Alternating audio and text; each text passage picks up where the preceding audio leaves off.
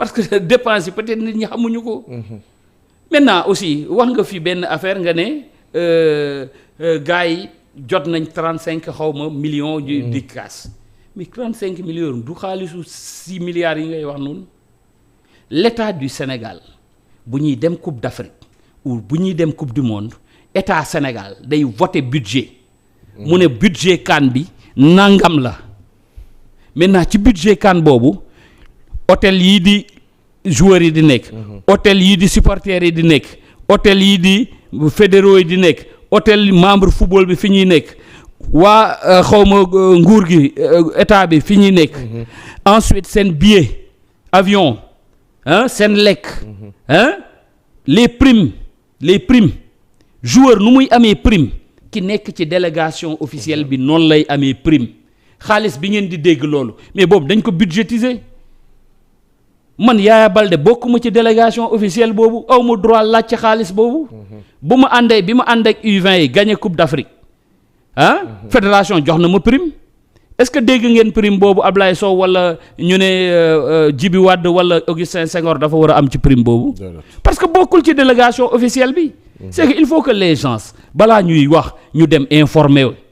mais ñi doon kaas ni que woy ñun dañoo war a bokk. laaj leen est-ce que bokk nañ ci délégation officielle bi yaa que ça. c'est comme yow tey fii Seneweb. sa patron bi yóbbu la mission. yow ak 3 autres personnes. ngeen dem mission bi xam nga moom budgétisé na ñaata ngeen war a am. mais mu ne par exemple bu ngeen demee ci mission boobu su fekkee par exemple am ngeen lii dinaa leen yokkal nangam wala lii ngeen di gagné ngeen ñibbisi fii benn caméraman ngeen ñu baal ma àq wala benn je ne sais pas un autre journaliste bu bokkul ci mission bi mu ne non man dañ ma war a dugal man dama war a am c'est juste ça.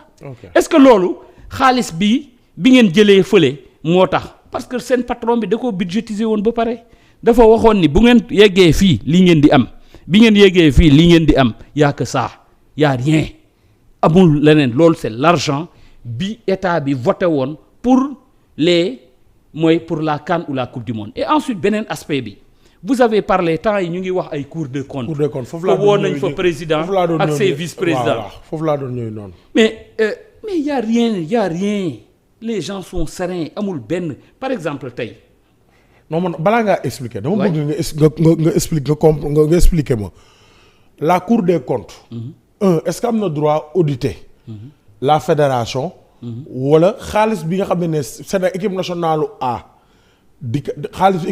A di gagner muy dugg ci keesu fédération parce que tamit faut faire la part des choses fii ingérence politique mënul am ci fédération bi léegi xaalis bi waa équipe nationale A di gagner di ko dugal ci keesu fédération bi est-ce que Cour des comptes am na droit saytu ko benn est-ce que xaalis bi ministère des sports di jox fédération bi maanaam boo leen di dem campagne boobu foofu rek la am droit saytu. xam nga Cour des comptes je pense bien que état la. waaw.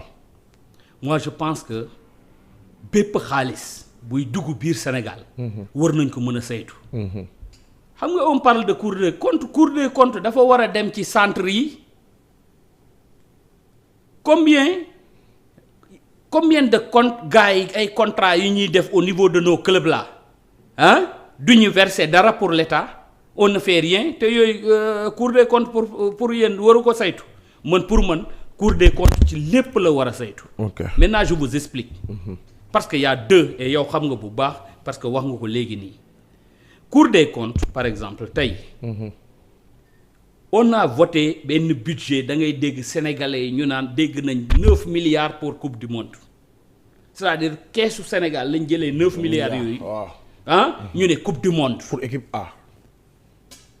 fédération lañ fay dégg il faut que nit ñi xam ni que couleuru billet boobu sax waa fédération duñ ko gis. Ah bon? C'est géré directement par le ministère des Sports. Moi, je peux dire l'État, le ministère des Sports, ay finance ak présidence. Fédération du gis couleur u billet. Xam nga fédération lan lay def. Équipe A seen hôtel fii lañ bëgg a nekk. waa ministère dem négocier ñaata la. wala fédération bu négocier su fekk et le plus souvent c'est le ministère qui négocie. ñu ne nangam la ñoom ñu dem fay. du jaar sax ci yow même le billet pour nga dugg stade même le billet pour nga dugg stade du fédération moo koy jënd c'est le ministère qui achète ça. dinañ jël exemple Yamoussoukro bi ñu jógee. waaw c'est-à-dire billets yi ñu doon maye si foofu du ministère moo du. kan moo doon dem fay xaalis boobu xaalis bi kan moo doon dem fay c'est un agent du ministère je ne veux pas passer par son nom. C'est un agent du ministère moo doon dem jënd ji billets yi. moo doon dem jënd billets yi indi teg mu ne fédération yéen lii ngeen am. présidence lii moo fay dem. waaw lii député yi lii. très bien. donc fédération yéen xam ngeen ni en Afrique quand il y a campagne les fédérations ne font que subir la loi de l'État mën na am nag avec ce régime là su fekkee voté nañ 5 milliards pour benn coupe d'Afrique ñu ne Senghor xaalis baa ngi nii demal sa coupe d'Afrique boo ñëwee tu nous rends compte mais nag ñun xaalis bi beaucoup de Sénégalais nag c'est normal xamuñu nu muy demee beaucoup de Sénégalais même ñu nekk ci football bi pensent que bu ñu waxee 9 milliards dañuy jox Senghor ak son trésorier ñu ne xaalis baa ngi nii ñu dugal ko ci benn sac ñu dem di dépenser lu leen neex on ne voit même pas la couleur des billets mon cher que ça soit la Coupe d'Afrique que ça soit la CAN. Maintenant les autres compétitions sont gérées directement par l'argent de la fédération. On ne reçoit aucun sou venant de l'État du Sénégal. Il faut que ça soit clair. La Coupe d'Afrique, on a gagné la Coupe d'Afrique U20. 5 francs bu gën a tuuti l'État du Sénégal joxewu ko. À part quand on est revenu, on a été accueilli au palais et le président de la République a donné chaque membre de la délégation 10 millions. Et c'est la même chose pour les U17. C'est la même chose pour le CHAN. Ça dit c'est la fédération sénégalaise. C'est la même chose pour le beach soccer, c'est la fédération qui prend en charge tout ça. Maintenant, les ressources de la fédération. Ouais. La FIFA nous donne de l'argent.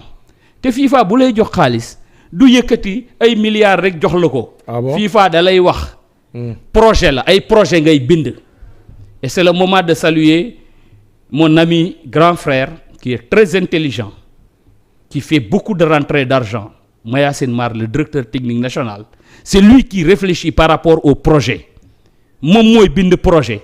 Le développement des talents. Le développement par exemple ci yeneen aspect même par rapport ak arbitre yi nañ leen di former nan la ñuy former les entraîneurs nan la ñuy développer le football féminin nan la ñuy développer le football comment encore jeune. Yooyu la projet yooyu la FIFA di wax ni pour football féminin dinaa leen jox nangam mais il faut que ngeen jouer tant de matchs. Il faut que ngeen am tant de résultats. Parce que temps yi lañ commencé. Est-ce que comprendre ay sélection régionale sélection départementale. Maintenant FIFA xaalis bu mu la jox da lay auditer chaque année FIFA day ñëw ma ne la tout récemment FIFA nous avait donné des ballons qu'on devait donner aux écoles FIFA xoolal même le plus petit ballon da lay laaj fan la nekk. Donc c'est pour te dire que côté boobu nous on est très à l'aise parce que buñ la auditer te tu n'es pas par exemple ñu gis ni que tu n'es pas un bon élève que am na njuñ njaaj bi nga def quelque part. Yow tu as perdu c'est-à-dire ay fonds da ngay perte fonds yooyu. Est-ce que comprendre nga. C'est la même chose avec pratiquement CAF moom on ne reçoit pas grand-chose à la CAF mu dul boo demee coupe d'Afrique équipe senior. Donc voilà comment ça se passe. Maintenant ñun même cet argent-là nous pensons que ça la course bu ko neexee na ñëw saytu ci loolu nañu ñëw xool. Parce que on n'a rien à cacher absolument rien xam nga fu problème fu mu am. C'est là où il y a déficit de communication. Problème fu mu am c'est que moi je sais que le président il va sortir zen par rapport à ces aspects-là parce que il n'a rien à cacher et je sais que qui connaît l'homme moi je le fais entièrement confiance par rapport aux sous. Le problème de la Fédération sénégalaise de football c'est le déficit de communication de ses activités. Mais voilà. Loolu nga wax. Tey on a besoin d'un directeur un directeur du département communication. Fédération tey fu mu toll. On a besoin d'un directeur de département communication. Pour que ñu mën a. yoram newut ci football moom comme rek la maîtriser. Comme et puis mu xoolal mu xam.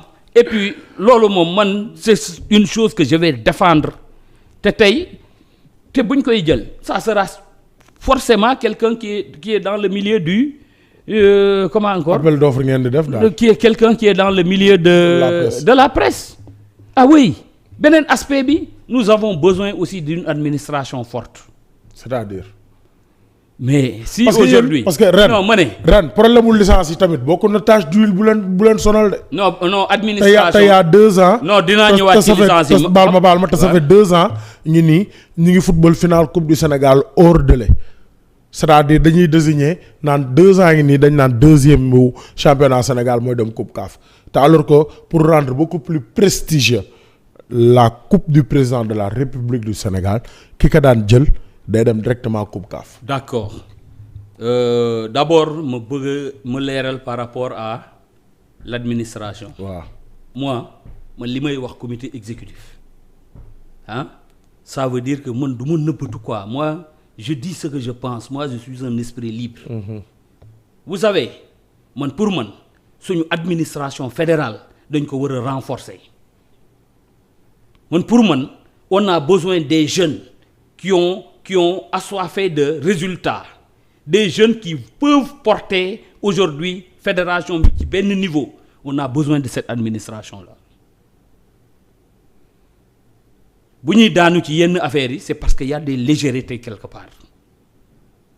Par rapport à une convocation de 60 jours et 15 jours par des rapports. Je pense que on a besoin de 2 choses. Man dama koy wax comité exécutif et je le répète ici parce que j'ai pas peur de mes idées. La fédération, on a besoin d'une administration forte et aussi d'un très bon département de communication avec un bon directeur. On a besoin de ça.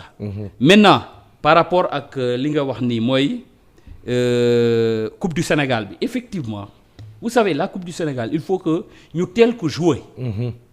Parce que damay gis et loolu on a une responsabilité. même mu ngeen ko jouer avant sax. non ce n'est même pas la fédération moo am responsabilité boobu de.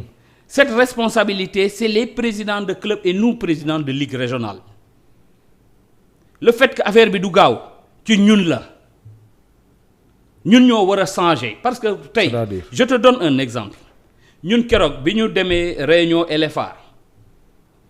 Le président Abdoulaye Sow il a dit que nañu démarrer le 1er octobre le championnat LFA mais ñun ñoo taxaw foofu ñu naan président le 1er octobre bu ñu commencé xoolal du ñu am benn joueur fekk booy ñu ngi ci nawetaan bi et si on nous dit de commencer par exemple au mois d'octobre la Coupe du Sénégal or que y a des équipes qui n'ont même pas pu rassembler leurs joueurs c'est ça c'est la responsabilité des clubs. Et c'est la responsabilité nous président ligue. Ce n'est même pas la fédération parce que aussi affaire yi dafa am ay niveau te chaque réunion moi je me rappelle am na kenn ku ñuy wax Mohamed Samb il a tout le temps prôné nañu teel a jouer Coupe du Sénégal parce que moi je suis d'accord avec toi ki gagné Coupe du Sénégal foofu nga war a jaar dem représenter ji dëkk bi au niveau de la Coupe CAF. Je suis entièrement d'accord mais nañ teel a démarrer et on l'a dit aussi cette année. Si on démarre tôt, parce qu'il faut comprendre que la Coupe du Sénégal, c'est compliqué. C'est une coupe qui va réunir les 400 clubs du Sénégal. Mais bële da ngay gis ni championnat, il y a le championnat, comment encore? Amateur. Ligue 1 d'abord, Ligue 1, mu am Ligue 1, Ligue 2, après mu am National 1, National 2, mu am division régionale. Donc tu as vu que compétition division régionale, Ligue yi ñoo koy gérer. Ensuite, National 1, National 2, c'est la LFA. Gis nga un peu. C'est un peu structuré. Très bien. Mais la Coupe du Sénégal, c'est tout le monde. Donc, il faut qu'on démarre tôt. Ñu démarrer tôt pour que équipe bi gagné coupe bi nga mën a dem représenter dëkk bi nga mën a dem représenter le Sénégal au niveau de la Coupe CAF foofu lay gën a am encore kii. Mais quand tu sais que man bu ma gagné du ma dem ça aussi c'est un peu décourageant même. Et nous avons besoin aussi de la présence du chef de l'État. Malheureusement, avec Macky Sall, je pense qu'il donnait beaucoup d'argent quand même au club vainqueur et vaincu. Mais il n'est jamais, comment encore, musul dem ci finale. Te bëgg nañ aussi que vraiment les hautes autorités de ce pays-là puissent participer et prendre part à cette finale-là qui est vraiment la plus grande fête du football au niveau du Sénégal. Alors, et tu as parlé des licences. Je te laisse poser la question. Non, demal les licences. Je dama lay relancer rek. Oui. C'est-à-dire ren coowu licence yi. mooy tâche d'huile fédération bi. C'est-à-dire cette année le problème des licences moo retardé la fin du championnat du Sénégal et aussi ça